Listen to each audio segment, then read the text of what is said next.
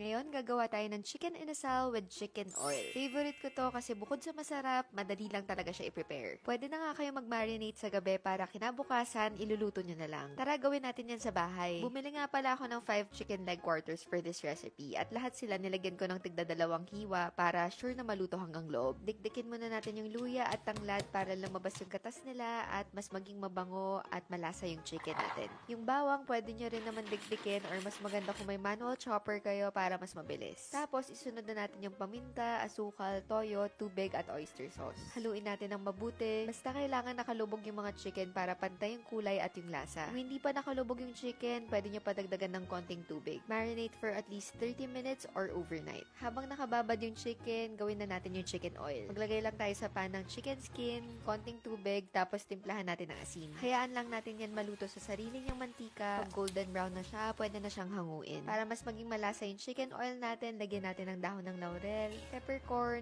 atsuete, at bawang. Saglit lang yan. After 30 seconds, okay na yan. Pwede na natin salain at ilagay sa glass container. Huwag nyo ilalagay sa plastic kasi mainit yung mantika, baka matunaw lang yung lalagyan. Preheat muna natin tong Breville Smart Oven Air Fryer. May iba't ibang modes nga pala to, and for this recipe, isa-set natin to roast. Pag ready na, pwede na natin ilagay isa-isa yung chicken. Naglagay nga pala ako ng tray sa ilalim para masalo yung sauce from the chicken. Kung mapapansin nyo, naglagay rin ako ng tubig sa tray para hindi na siya mahirap linisin pagkatapos. Roast lang natin for 45 minutes. Para maging malasa at juicy yung chicken, baste nyo lang every 5 minutes. Gamit ko dito yung marinade na pinagbabara mismo ng chicken. Tapos, alternately, lalagyan natin ng chicken oil. Huwag kalimutang baliktarin yung chicken pagluto ng isang side. Para sa sausawan, pwede kayong mag-prepare ng toyo, kalamansi, at sili. Alam nyo, masarap din to para sa sabaw ng sinigang. At ayan, nakagawa na tayo ng chicken inasal with chicken oil. Kain tayo!